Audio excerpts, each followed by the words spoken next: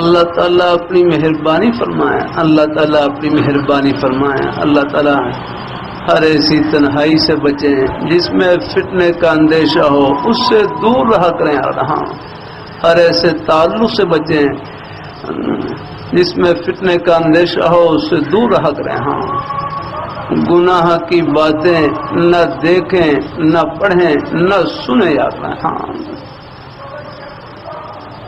اللہ تعالیٰ اپنی مہربانی فرمائے، اللہ تعالیٰ اپنی مہربانی فرمائے، اللہ اپنی بارگاہ مقبول فرمائے۔ گناہ کی باتیں نہ دیکھیں، نہ پڑھیں، نہ سنیں۔ یہ کبھی کہ طلباء سے بیرے کر دیتا ہوں، اس زمانے کا مجاہدہ کھانے پینے کا نہیں، اس زمانے کا مجاہدہ گناہ سے بچنے کا ہے۔ یاد رہا، والدین کہاں تک نگرانی کریں گے؟ یاد رہا، استاد کہاں تک نگرانی کر سکتے ہیں؟ یاد رہا، اللہ تعالیٰ اپنی مہربانی فرمائے۔ ہاں، گناہ سے بچانے والی چیز خدا کا خوف اور ڈر ہے۔ یاد رہا، ہاں، یہ ہے۔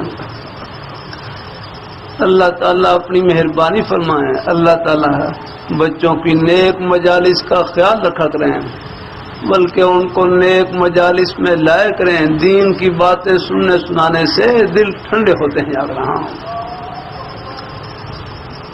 اللہ تعالیٰ اپنی گھر میں ہو سکے فضائل اعمال کی تعلیم کرتا رہتا ہوں۔ نیک مجلس کسے کہتے ہیں؟ نیک مجلس کہتے ہیں جہاں بھی اللہ تعالیٰ کی رضا کے لیے مل بیٹھنا ہو، بس نیک مجلس قائم ہو گئی۔ آگنا